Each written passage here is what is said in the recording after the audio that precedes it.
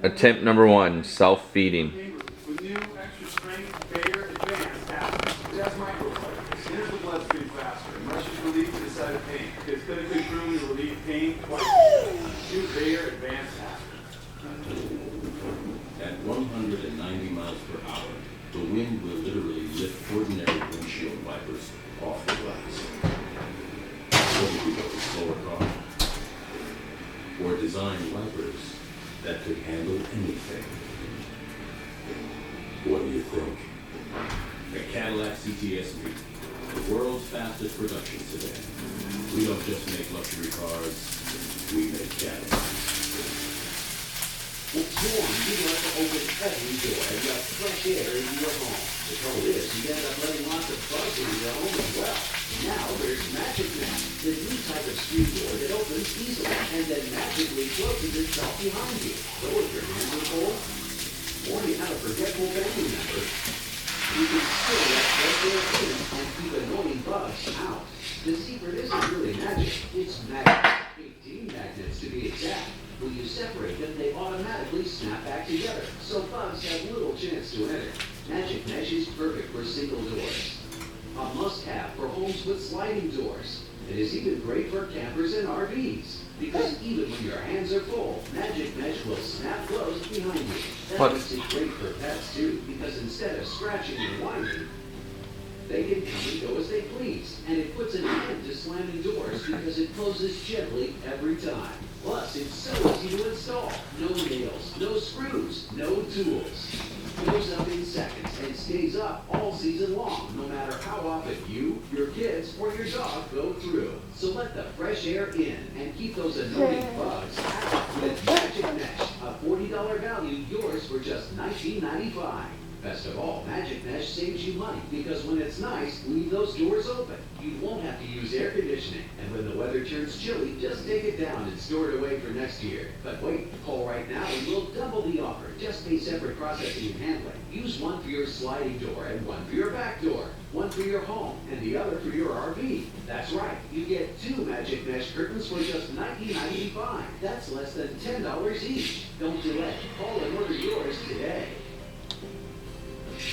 Call 1-800-959-0237 to order Magic Mesh for $19.95 plus processing and handling, or log on to buymagicmesh.com. Call or log on now. I got to go with this prescription. I got there with diapers. I got there with soda and cereal. I have a bit of a sweet tooth. Vitamins and lipstick. Believe it or not, I got there with cat food. Our Wellness Plus card got us to gold. And now we get 20% off the entire store for a year. Every purchase gets you closer. Every prescription gets you closer faster. No other pharmacy gives you more value. We saved almost $100 since we turned gold. How are you going to get to gold?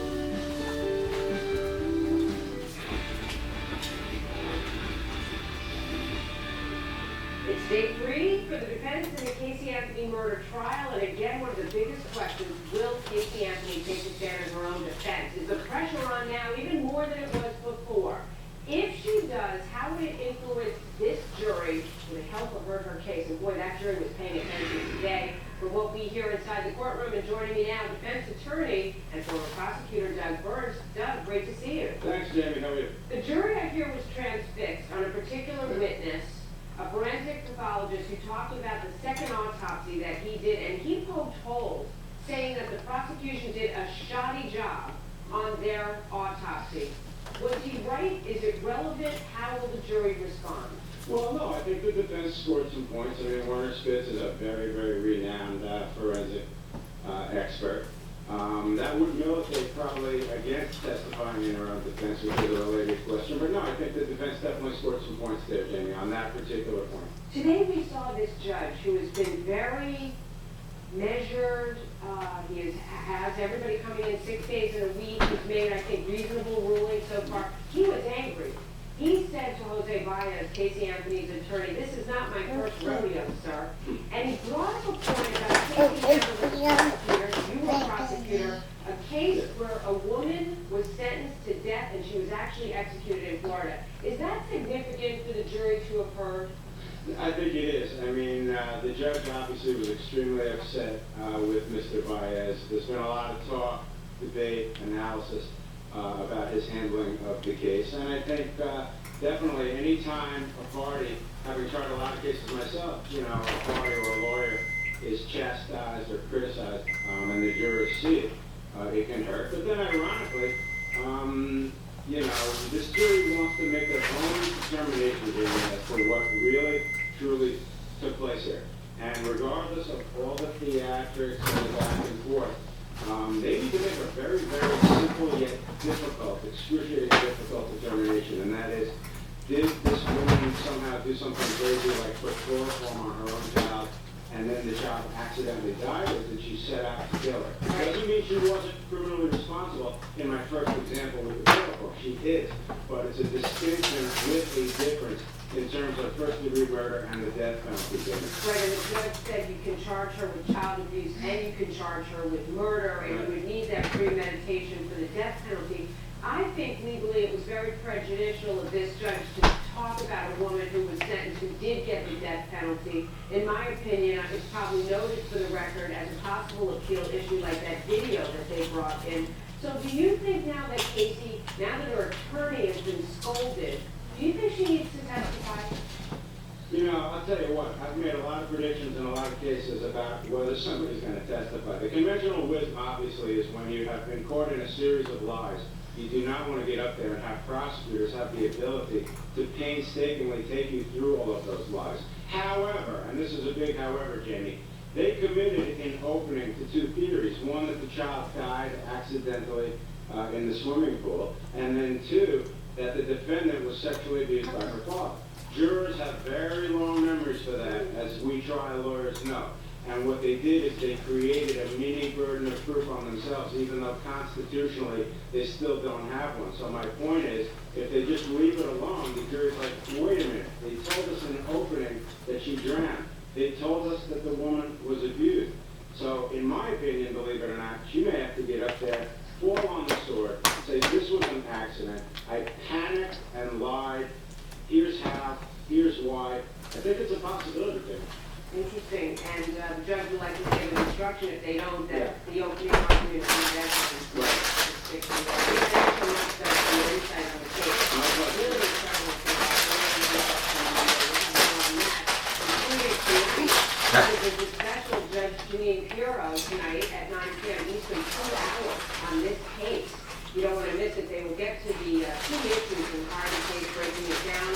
That is justice with Judge Janine, only on the Fox News Channel. Well, commercial and recreational fishermen facing off in North Carolina over a proposal that could change the way they're allowed to catch striped bass. Douglas Kennedy is live in our New York City newsroom right now with the latest in our Taking Liberties series. Doug? Yeah, hey, Kevin, fishermen usually get along with each other, but not this summer. At least not in North Carolina, where it's fishermen versus fishermen. James Harden has been fishing for striped bass off the coast of North Carolina his whole life. A skill, he says, taught to him by his maternal grandmother. And your fear now is that some swordfish may not be here for your kids or for your fish tips. Exactly right, Douglas. We're really concerned about the future generations and the availability of the fishery resources. An issue for hardened net trawlers, which catch Your mom's gonna have a cow that I forgot to put a bib on you. anything over a state set limit. Often killing What have you done? thousands of sportfish instantly. This is aftermath video of a mass fish kill earlier this year. And surprisingly, some sports fishing in this state generates more revenue than commercial fishing. That's true. The game fish status has the ability to impact economically the state of North Carolina. Harden now wants a commercial ban on some sport fish, including red drum and spotted trout, and of course, striped bass. It's a proposal that has fishermen fighting fishermen here on the coast of North Carolina. Unfortunately, what we have here is a group of very self-centered leaders who believe that their fun is more important than a man making a living and feeding his family. Your opponents say you are going to put commercial fishermen out of work for what is essentially a recreational activity. Well, the fact is, we feel these species are much more valuable to the citizens of the state of North Carolina as recreational only fish. He said gas stations represent only 2% of the commercial catch in the state of North Carolina. And from here, Callie, back to you. Douglas, that's a fascinating case. Thanks for bringing it to our attention. Thank you.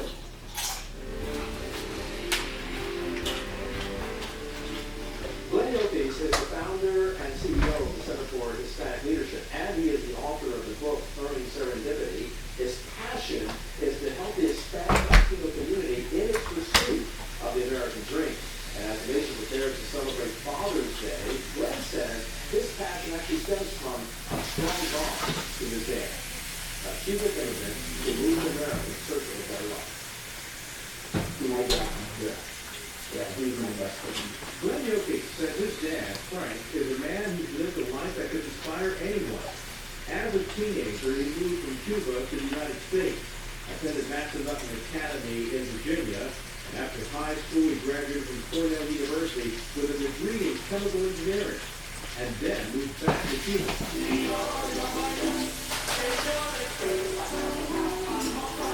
There, along with his brother and two cousins, Glenn's father returned his original passion for music, forming the group Los Yotes.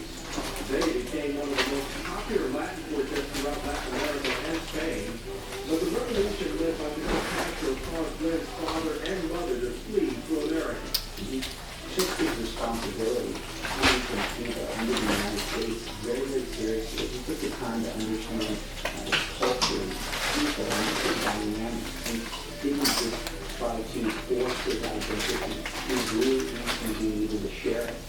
And those are the types of things and just the general philosophy that our dad instilled in us. Opportunities are everywhere, my father always told me. Pero pocos tienen ojos para ver. Pero few have eyes to see. Learning from his father's unique immigrant perspective, Glenn is starting a career in corporate America. He also became a successful entrepreneur and author. His focus is on educating and empowering Hispanics to become all they can be. Through the Center for Hispanic Leadership, Glenn and his wife Annette are paving the way for Hispanics and Latinos to be seen as resources for new opportunities and not marginalized. We work with corporations to help advance their Hispanic professionals, their Hispanic talent in the workplace. Making an impact